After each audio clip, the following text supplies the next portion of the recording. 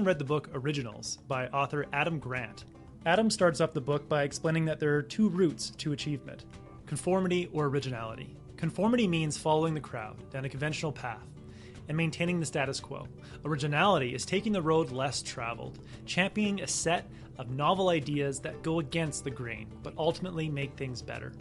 It's okay to simply conform, but if you want to be a leader, if you want to leave this world better than you found it, you need to find a way to be original. But you may think, I'm not the creative type, or I just don't have the guts to go against the grain. But Adam says, after spending years studying them and interacting with them, originals that is, I'm struck that their inner experiences are not any different from our own. They feel the same fear, the same doubt as the rest of us. What sets them apart is that they take action anyway. They know in their hearts that failing would yield less regret than failing to try. To chart the course towards originality, you need to hone your creativity. After reading Adam's book, I gathered 5 ways anyone can use to foster their creativity. First, question the default. Second, protect your downside. Third, get domain experience and then broaden. Fourth, become an idea machine. And lastly, procrastinate on purpose. An economist named Michael Hausman looked over data of 30,000 customer service agents in a call center, and he found something peculiar. He found that the customer agents who used the web browsers, Firefox and Chrome, were much more likely to have increased job satisfaction, to have better customer satisfaction, and to stay in their jobs longer, as well as miss fewer days of work. How is it possible that a browser selection would be an indication of increased job performance and increased job satisfaction? Well, it turns out if you're a Chrome user or you're a Firefox user, then you're naturally going away from the default. You see, when you get a Windows PC or when you get a MacBook, you're given a browser by default. Windows is the Explorer. For Mac, it's Safari. The simple act of not accepting the default browser was an indication for how they approach their work in general.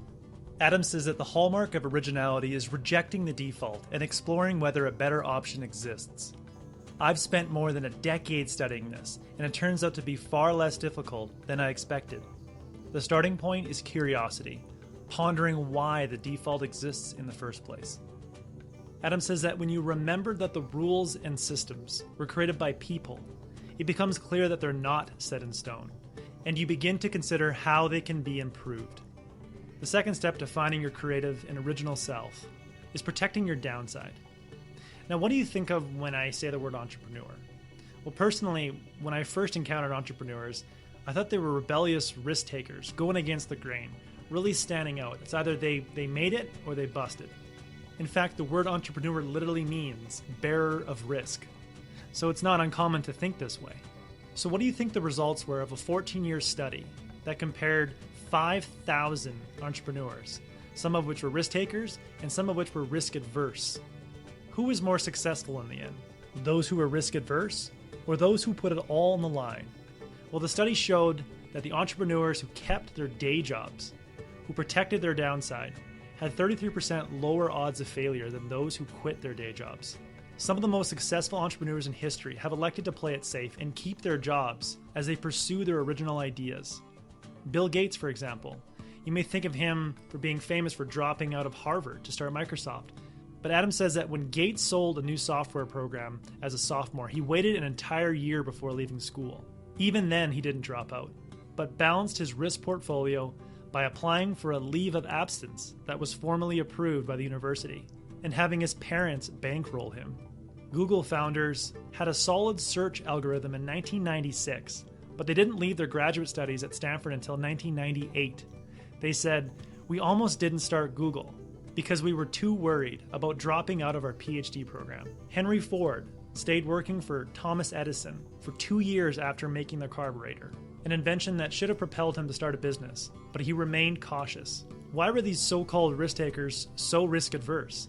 Their advantage came from having psychological insurance, giving them permission to be wild and original in one part of their life, while having a solid fallback plan in case their ideas didn't work out.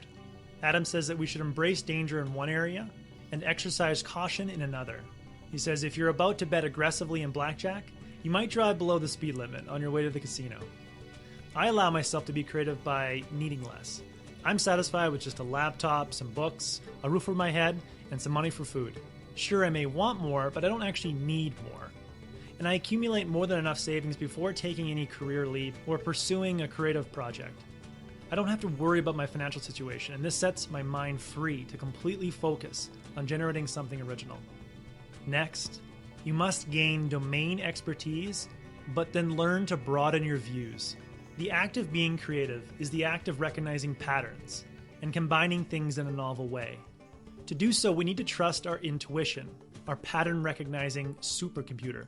But Nobel Prize-winning psychologist Daniel Kahneman and decision expert Gary Klein explain intuitions are only trustworthy when people build up experience, making judgments in a predictable environment. Adam gives us an example of what happens when we fail to do so. Back when the Segway was coming out, Steve Jobs and Jeff Bezos, two of the most brilliant minds in the technology field, they invested heavily in the Segway. The inventor of the Segway projected 10,000 sales a week. After 6 years, it only sold 30,000. So how could Jobs and Bezos be so wrong? For an original idea to be a success, it must be both novel and practical.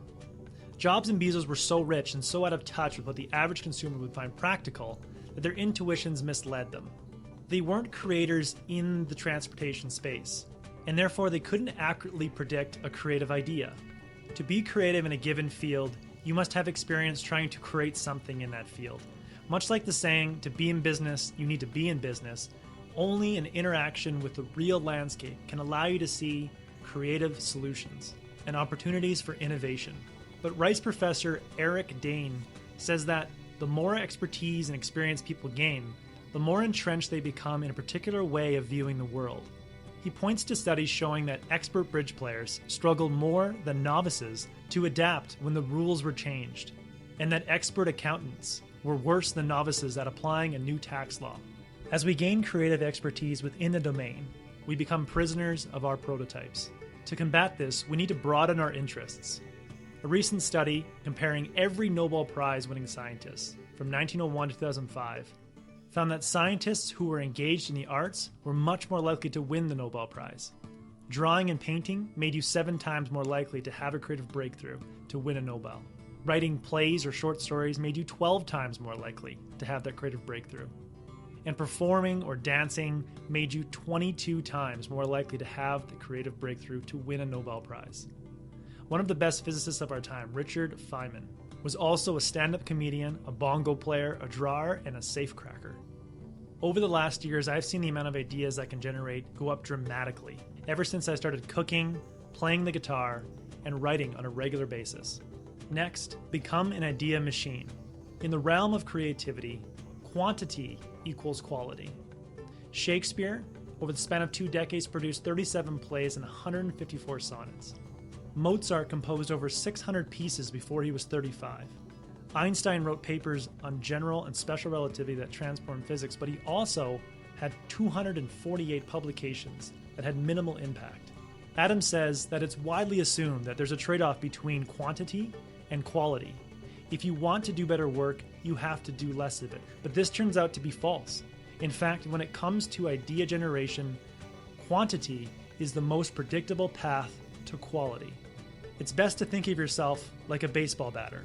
As Randy Komisar puts it, if I'm hitting 300, I'm a genius.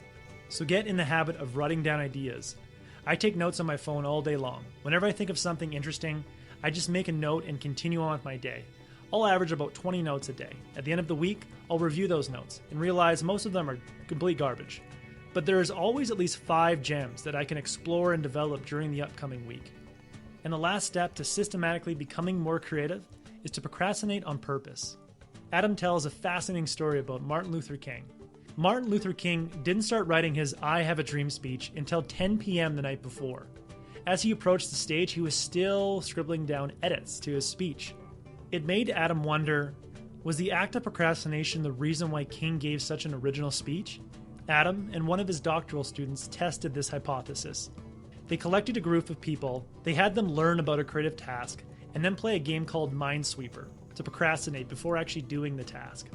What they found is that those who played the game, those who procrastinated on purpose, had a 28% increase in creativity. It turns out that if you're intrinsically motivated to solve a problem, and you start working on that problem, but then take a break, you are much more likely to have creativity because of what is called the Zeigarnik effect. In 1927, Russian psychologist Bluma Zeigarnik demonstrated that people have a better memory for incomplete than complete tasks. Once a task is finished, we stop thinking about it.